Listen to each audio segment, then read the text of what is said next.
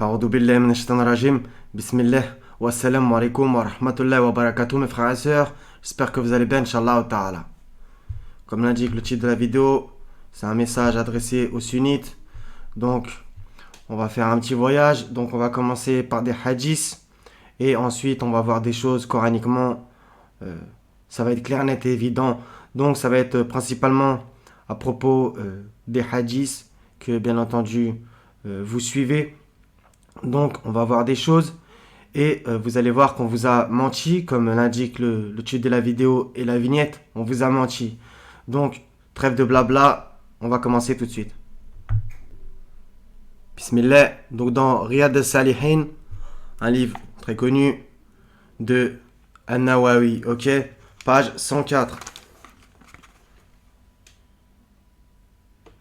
D'accord? Donc, on va lire une partie du hadith. Vous allez voir. Donc, etc. Hadith 346 et 347 de Yazid ibn Haban, etc. etc. Donc, le messager de Dieu se leva parmi nous pour nous faire un discours auprès d'un lac appelé Qom, entre la Mecque et Médine. Il prononça d'abord la louange et la glorification de Dieu, puis nous fit une leçon de morale, nous rappela nos obligations et dit enfin: Or donc, attention aux gens, je ne suis qu'un être humain et le messager de Dieu. Ok? Entre parenthèses, l'ange de la mort ne va plus tarder à venir m'appeler et moi à y répondre. Je laisse après moi deux choses de grand poids. Notez bien. D'abord, le livre de Dieu contenant la bonne direction et la lumière. Pratiquez ses enseignements et accrochez-vous à lui. Ok? D'accord?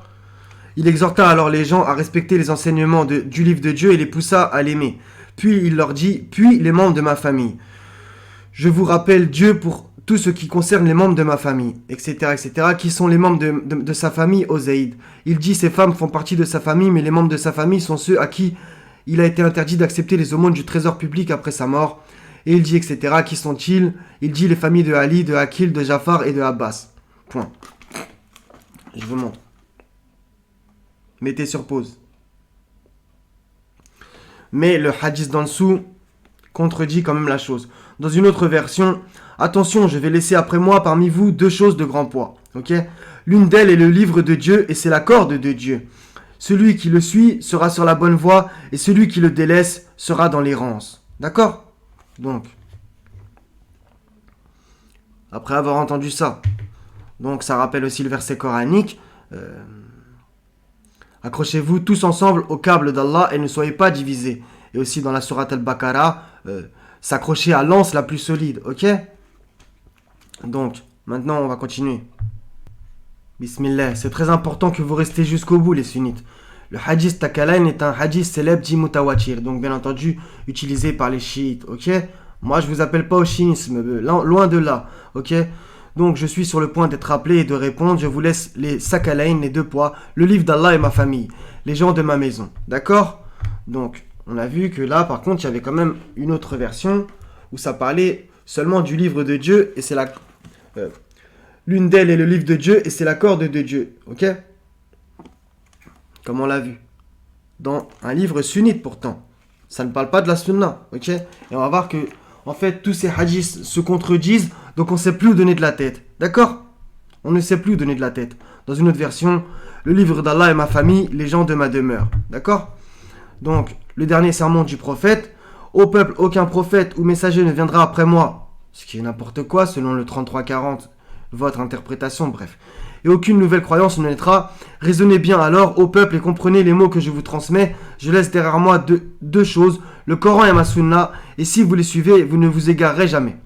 Donc, je crois qu'il y a une manipulation dans la traduction. C'est le Coran et son semblable, déjà, premièrement. D'accord? Donc, vous voyez qu'on ne sait plus où donner de la tête. Soi-disant, c'est Mohammed qui a dit ça, que voilà, faut suivre uniquement le Coran. Sinon, c'est le Coran et ma famille. Et là, c'est le Coran et ma sunna, ou le Coran et son semblable dans d'autres versions. D'accord? Donc, on ne sait plus où donner de la tête. Donc, maintenant, on va regarder quelques hadiths dans Bukhari que je vais vous montrer. Vous allez voir encore, on ne sait plus où donner de la tête, même si les choses sont quand même claires. Vous allez voir, à propos du testament. Donc, on va aller dans Bukhari. Donc, vous voyez, donc selon cette édition, ne me reprochez pas, etc. Dar el-Kutub el-Ilmiya, ok? Donc, on va lire le hadith numéro 5022. On va lire 3 hadiths dans Bukhari que je vous ai extraits qui vont dans le même sens, tous, c'est des variantes seulement. Et on va aller voir dans Muslim si ça confirme. Vous allez voir, c'est donc 5022. Par vos propres textes, vous allez voir les énormes contradictions et au point où on vous a menti pour vous éloigner du Kitab, du livre de Dieu, le Coran.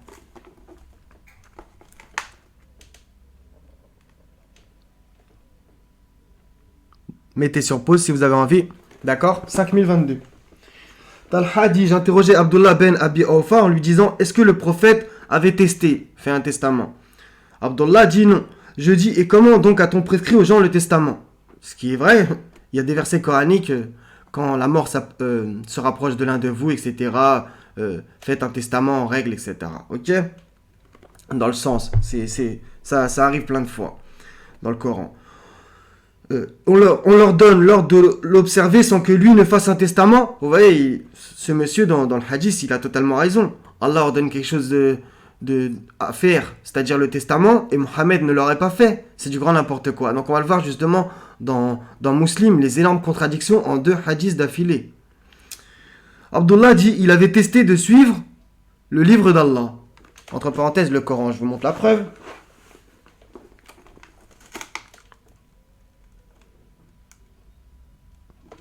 Ok? Donc ça commence très mal déjà pour la sunna. Ok, on continue. Bismillah, on continue. 4460.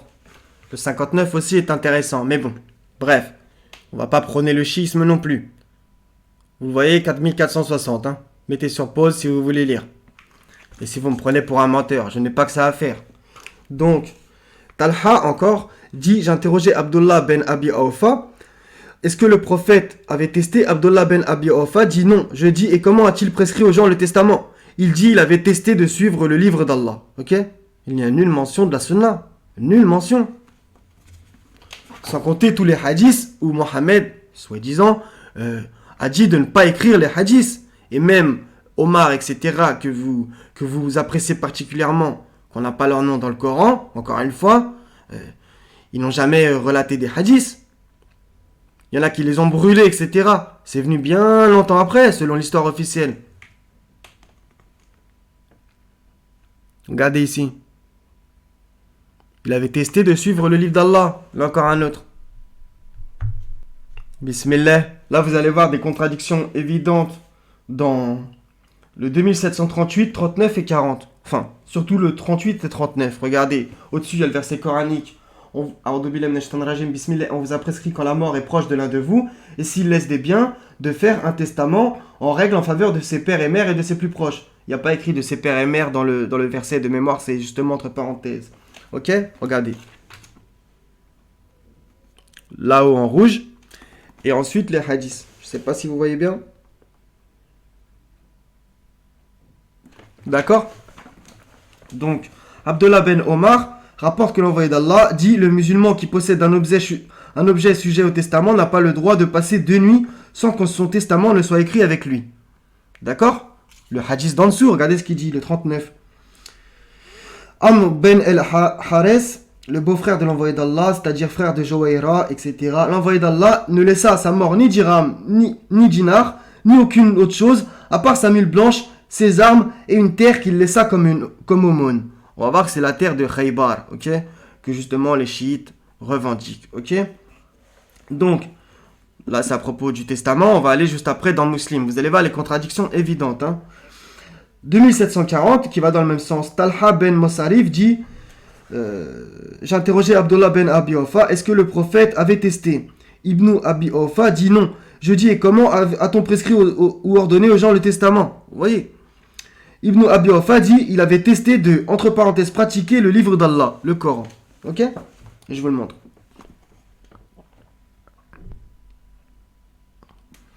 Donc on fait comment? On va s'accrocher à ça, où c'est rempli de contradictions, des fois en quelques lignes. Bismillah. Ou au Coran. Et s'il provenait d'un autre qu'Allah, tu y trouverais certes maintes contradictions. Ok? Donc on va dans Muslim maintenant, vous allez voir. Après avoir étudié un peu Bukhari, on va dans Muslim. Donc, ça, c'est à propos du testament. Je vous montre le chapitre, comment il est très court. Chapitre 25, ok, il y a quelques hadiths, ok, etc., etc. Le chapitre 26 commence juste après. Il y a très peu de hadiths. Donc, si vous remarquez, il y a quand même des trous dans les hadiths. Ça passe du 380 au 3080 au 3085. Il y a énormément de hadiths coupés. Donc, justement, le 3085, qui avait eu pour sa part une terre à Khaybar, ok, la fameuse terre que les chiites revendiquent, etc. Ok, donc 3086, etc., etc. Donc Abdullah ben Abi Awfa, toujours, comme on a vu, Talha ibn Musrif, nanana. Mais alors, repris, pourquoi a-t-on prescrit aux musulmans de faire un testament? Vous allez voir, ça va dans le même sens. Et selon une variante, leur a-t-on ordonné de faire un testament? Le prophète a fait son testament, répliqua-t-il, conformément au livre de Dieu, qu'il soit loué et exalté. Donc on fait comment? Il l'a fait, il l'a pas fait, c'est comment? Et le 3087, donc juste en dessous, contredit. D'après Aïcha, l'envoyé de Dieu n'a légué ni un dinar, ni un dirham, ni une brebis, ni un chameau, et donc il n'a pas fait de testament. Il n'a pas fait de testament. Donc vous voyez, en deux hadiths, la contradiction est évidente, et on ne sait plus où donner de la tête. On ne sait plus où donner de la tête. Donc il faut revenir à ça. Il faut revenir au livre, d'urgence. Regardez qu'est-ce qui se passe dans le monde. Il va falloir revenir au livre d'urgence, là, les sunnites. Moi, je vous mâche le travail, hein. Tous vos savants, etc. Ils vous donneront jamais ces choses-là. Donc maintenant, après avoir vu ça, on va aller au Coran. Donc, vous dites qu'il y a la sunna du prophète. Donc, on tape le mot sunna dans le Coran. C'est le dictionnaire. Donc, vous allez voir, ça apparaît 14 fois dans 9 versets. Ok ? Avec quelques petites différences. Sunnatu, sunnata, les sunnatina, ok, etc. Donc il y a deux sunnas, oui, il y a deux sunnas. Sunnatu al-awalin, la tradition des anciens. Ce qui est mauvais signe si vous lisez les versets. Il va falloir que vous fassiez votre recherche. Donc le 8-38, le 15-13 par exemple, ok. Le 17-77 concerne la sunna d'Allah, même s'il n'y a pas écrit Allah dans le verset, mais on va le comprendre en le lisant un peu plus tard. Donc il y a la sunnatu al-awalin, la tradition des anciens, et la sunnat Allah, la règle d'Allah, la loi, etc., le chemin, ça dépend comment vous traduisez, on peut s'entendre, ok. Donc, sunna de Mohammed, ça n'existe pas dans le Coran. Jamais. Il n'y a jamais écrit sunna et Mohammed dans le même verset. Jamais.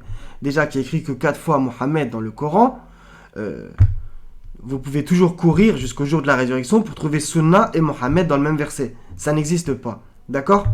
Donc, je vous invite bien entendu à faire votre recherche. Donc, en vérité, ça, c'est la sunnatu al-awalin. Pour les frères et sœurs qui me regardent, ils savent que je me répète sans cesse. La sunnatu al-awalin, la tradition des anciens. Et il y a beaucoup de versets qui vont dans le sens de dénoncer justement la religion des ancêtres. Par exemple, 270, et quand on leur dit « Suivez ce qu'Allah a fait descendre », le Coran, ils disent non. Non, mais nous suivons plutôt... j'ai un trou de mémoire. Bismillah. Et quand on leur dit suivez ce qu'Allah a fait descendre, ils disent non. Mais nous suivrons les coutumes de nos ancêtres. Ok ? Les coutumes de nos ancêtres. Quoi ? C'est ça les coutumes des ancêtres. Vous n'avez aucune preuve que c'est Mohammed qui a parlé là-dedans. On a vu les énormes contradictions. Vous voyez quand même les contradictions. Elles sont évidentes. Entre Bukhari, Muslim et Riyad al-Salihin, on ne sait plus où donner de la tête. On ne sait plus où donner de la tête. Donc, est-ce que ces gens-là ont une part dans la création? Aucune. C'est qui fait lever le soleil? C'est Allah. Donc, quoi? Et si leurs ancêtres n'avaient rien raisonné? Ce que j'ai quand même l'impression. Et s'ils n'avaient pas été dans la bonne direction? Voilà. Alors que ce livre est une bonne direction. Une bonne guidance pour les mondes. Donc, il va falloir absolument que vous y reveniez. Et nous, c'est à ça qu'on vous appelle sans cesse. Ok? Donc, la religion des ancêtres, c'est toujours mauvais signe, à part Joseph qui dit « J'ai suivi la religion de mes pères, Abraham, Isaac, etc. » Ok? La religion de mes ancêtres, d'accord? La Milat, la voie d'Abraham. On va y aller après, vous inquiétez pas. Donc maintenant, à propos du mot hadith, le récit de Moïse est-il parvenu? C'est traduit comme ça. Mais c'est le hadith de Moussa, ok? Le hadith de Moussa. Très bien. Donc, 39-23, qui est ultra magnifique. Allah a fait descendre le plus beau des récits. Ouais, mais c'est le plus beau des hadiths. Un livre dont, entre parenthèses, certains versets se répètent, se ressemblent, etc. Ok? Le plus beau des hadiths, Allah, il l'a fait descendre. 31, 6 et 7, ultra important. Et parmi les hommes, il est quelqu'un qui, dénué de science, achète de plaisants discours. Voilà. Et le mot discours, ici, c'est hadith. Pour égarer hors du chemin d'Allah. Exactement. Pour vous éloigner du livre. Et pour le prendre en raillerie, ceux-là subiront un châtiment avilissant. Et quand on lui récite nos versets, il tourne le dos avec orgueil, comme s'il ne les avait point entendus, comme s'il avait un poids dans ses oreilles. Fais-lui donc l'annonce d'un châtiment douloureux. Vous voyez comment c'est grave. Sourate 17, verset 73 à 77. En bonus, le 77, où il y a écrit « Telle fut la règle », c'est le mot « sunna », ok. Ils ont failli te détourner de ce que nous t'avions révélé. Ok. Qu'à la place de ceci, tu inventes quelque chose d'autre et, entre parenthèses, l'imputes à nous, et alors il t'aurait pris pour ami intime. Au passage, bon ça je l'ai déjà dit, c'est Mohammed qui a retranscrit le Coran par écrit, avec sa main droite. Oui, c'est écrit dans le Coran, je l'ai déjà prouvé dans une autre vidéo, si vous avez envie. Si vous quittez la vidéo à ce moment-là, c'est vraiment dommage pour vous. Et si nous ne t'avions pas raffermi, tu aurais bien failli t'incliner quelque peu vers eux. Ok? Alors nous t'aurions certes fait goûter le double de la vie et le double de la mort. Et ensuite tu n'aurais pas trouvé de secoureur contre nous. Allah dit à Mohammed que s'il aurait rajouté quelque chose à l'écrit, on va le voir aussi dans la 69. Ou alors, par exemple, ajouter une autre sunna que celle d'Allah. En vérité, ils ont failli t'inciter à fuir du pays pour t'en bannir, mais dans ce cas, ils n'y seraient pas restés longtemps après toi. Excusez-moi. Au passage, ça parle de, soi-disant, les gires qu'ils auraient fait. Telle fut la sunna appliquée par nous à nos messagers que nous avons envoyés avant toi. Et tu ne trouveras pas de changement en notre sunna. Ok? Sourate 69 qui explicite encore les choses. Mais non, je jure par ce que vous voyez ainsi que par ce que vous ne voyez pas, que ceci est la parole d'un noble messager. Et que ce n'est pas la parole d'un poète, mais vous ne croyez que très peu, ni la parole d'un devin, mais vous vous rappelez bien peu. C'est une révélation du Seigneur de l'univers. Notez bien le mot révélation qui va venir dans la 53 que vos savants manipulent. Et s'il avait forgé quelques paroles qu'il nous avait attribuées, donc on en revient au fait que c'est lui qui a retranscrit le Coran, sinon, regardez, nous l'aurions saisi de la main droite, car il a écrit avec sa main droite. Ensuite, nous lui aurions tranché la horte. Donc ça, c'est une menace. Et nul d'entre vous n'aurait pu lui servir de rempart. Ok? Sourate 53, vous utilisez que le 53, versets 3 et 4, d'accord? Par l'étoile à son déclin, votre compagnon ne s'est pas égaré et n'a pas été induit en erreur. Au passage, c'est Mohammed, notre compagnon. Je vous mets au défi de trouver le mot compagnon au pluriel en parlant des proches de Mohammed. Vous n'y arriverez pas. Le compagnon, il y a les compagnons diaboliques, les compagnons inséparables, etc. Il y a aussi le compagnon de la grotte dans le 940. Il avait un compagnon, il n'y a aucun problème. Maintenant, les gens qui l'entouraient, c'était les Ansar et les Muhajirin. Ok? D'accord? Et il ne prononce rien sous l'effet de la passion. Ce n'est rien d'autre qu'une révélation inspirée. Donc vous vous arrêtez à là. Vous dites que quand ces versets-là qu'Allah nous dit, vous dites que ça concerne la sunna. Non. Non, c'est faux. Il ne prononce rien sous l'effet de la passion. Ça veut dire qu'il ne parle pas par passion, il parle avec le livre. Sourate 62, revenez-y, qui vous enseigne le livre, etc., etc. Ok? Ce n'est rien d'autre qu'une révélation inspirée. Voilà. Que lui a enseigné à la forge prodigieuse douée de sagacité, c'est alors qu'il se montra sous sa forme réelle, alors qu'il se trouvait à l'horizon supérieur. Puis il se rapprocha et descendit encore plus bas, et fut à 2 portées d'arc, ou plus près encore. Il révéla à son serviteur ce qu'il révéla. Ok? Donc ça parle d'une révélation divine. Et ça ne parle pas de la prétendue sunna qu'on lui attribue, loin de là.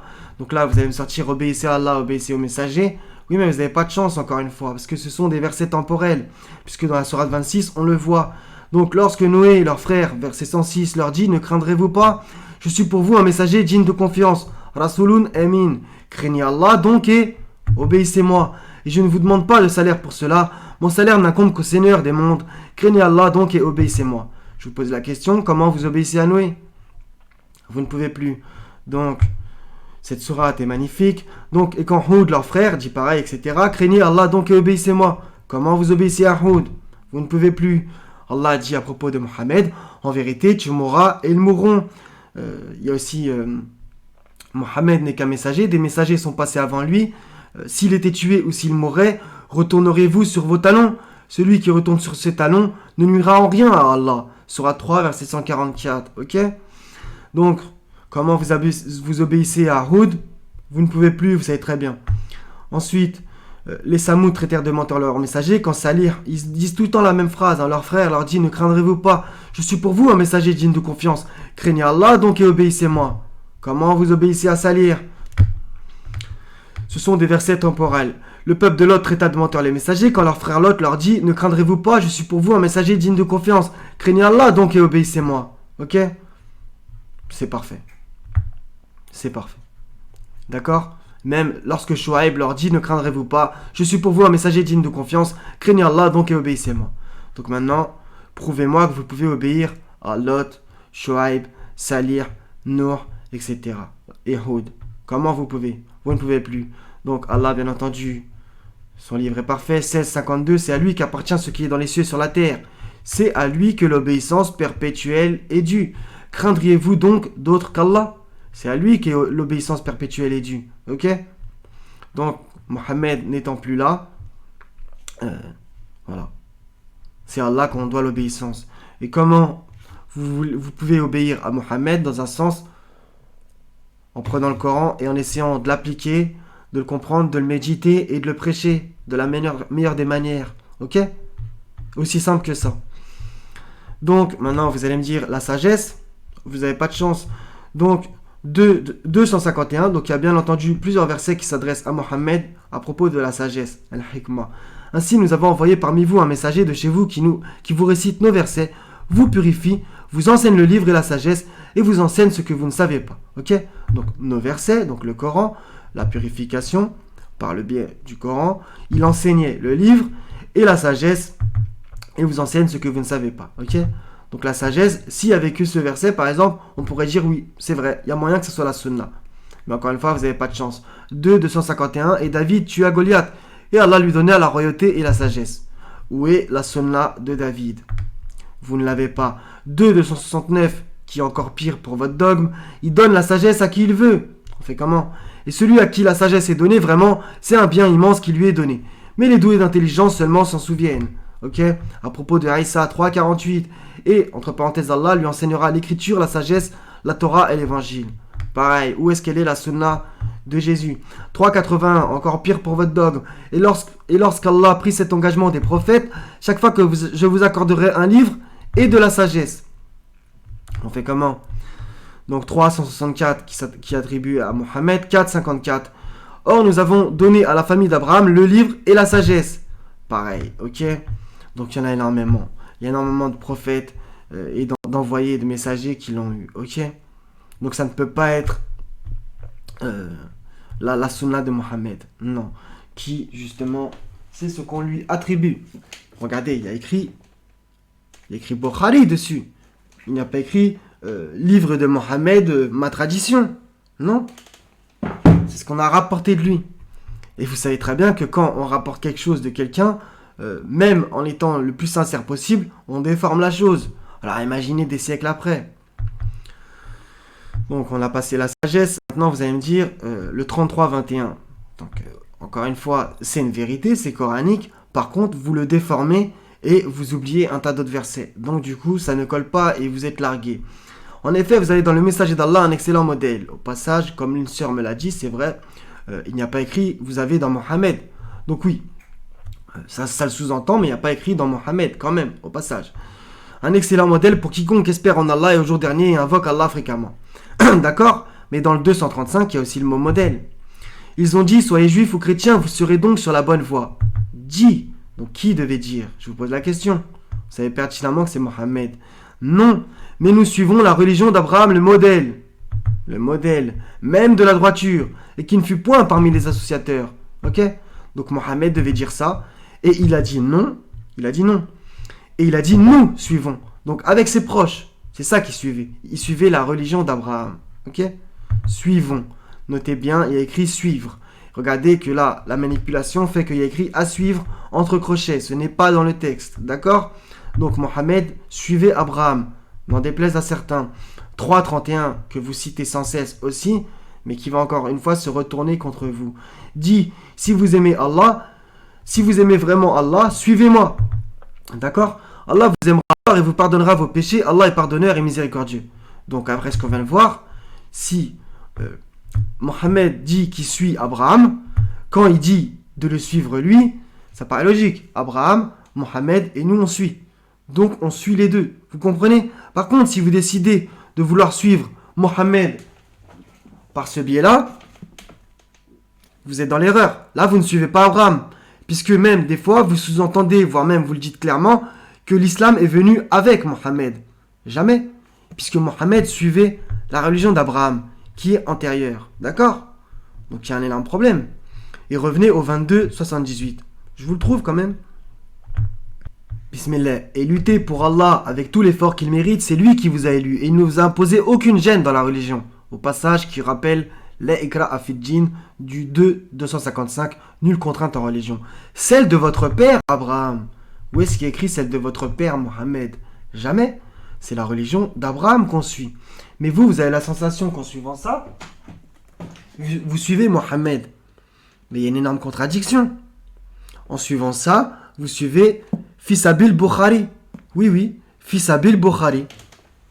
Si vous suivez Bismillah et le Coran, vous allez forcément suivre Abraham par le biais de lire tous les versets et de relier les choses entre elles. Ok?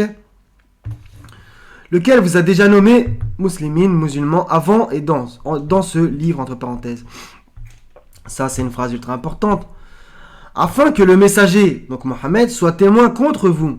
Ça veut dire quoi, ça? Et que vous soyez vous-même témoin contre les gens. Donc Mohammed, vous ne pensez pas qu'il va être témoin contre vous si vous vous détournez du livre qu'il a reçu? Si vous suivez Bukhari? Ce ne sont que des noms que vous et vos anciens ancêtres avez inventés, sur lesquels Allah n'a fait descendre aucune preuve. Et que vous soyez vous-même témoin contre les gens. Donc moi, en faisant cette vidéo, je suis témoin contre vous si vous ne voulez pas venir à la Milat Ibrahim, à sa voie, à sa religion. Sourate 6, verset 161, où on a la religion droite et ensuite la Milat Ibrahim, 661. C'est ultra explicite. Donc là, on a la notion de suivre dans le 3.31.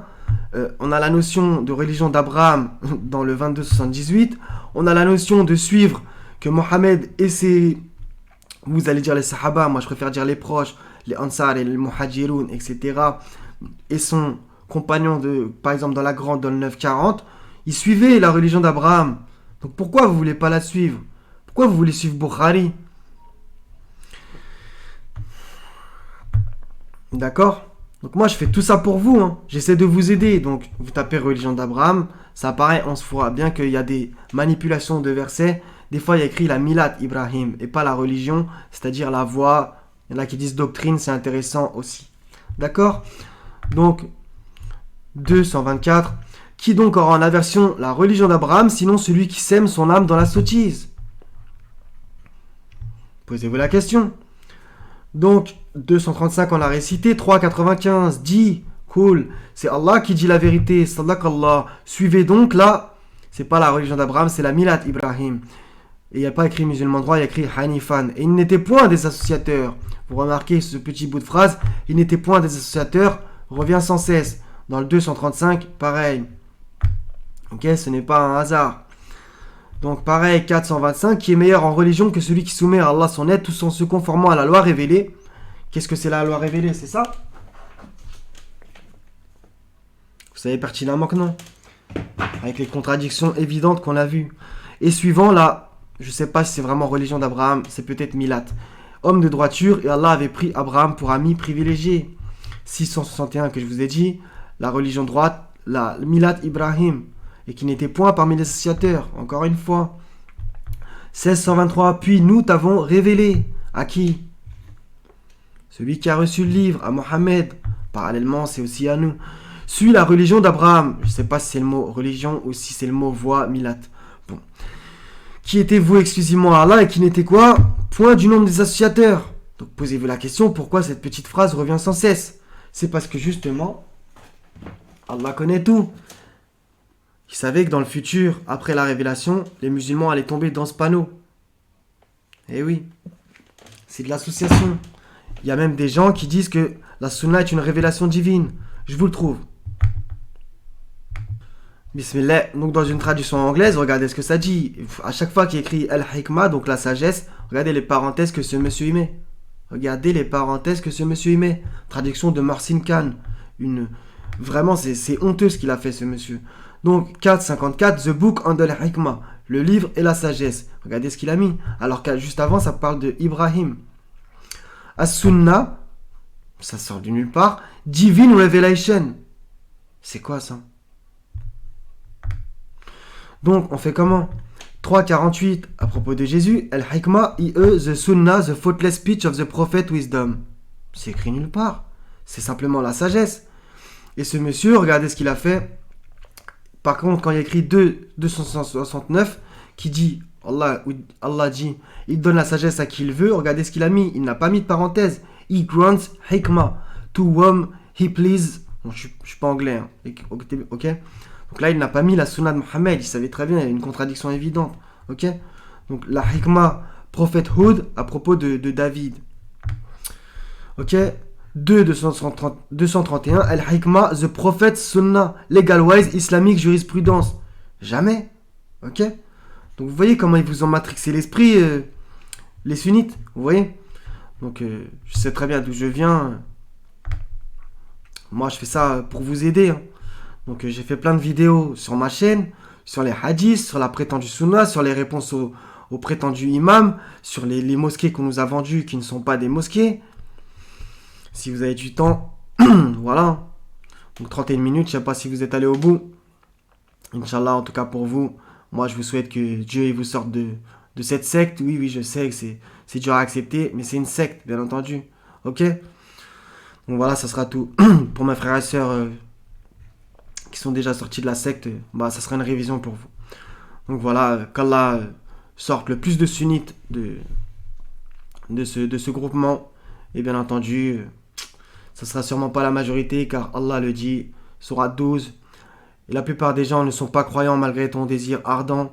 Et la plupart des gens ne croient en Allah qu'en lui donnant des associés. Sourate 6, verset, j'ai toujours un trou de mémoire, 114 ou 116. Et si tu obéis à la majorité de ceux qui sont sur la terre, ils t'égareront du sentier d'Allah. Regardez.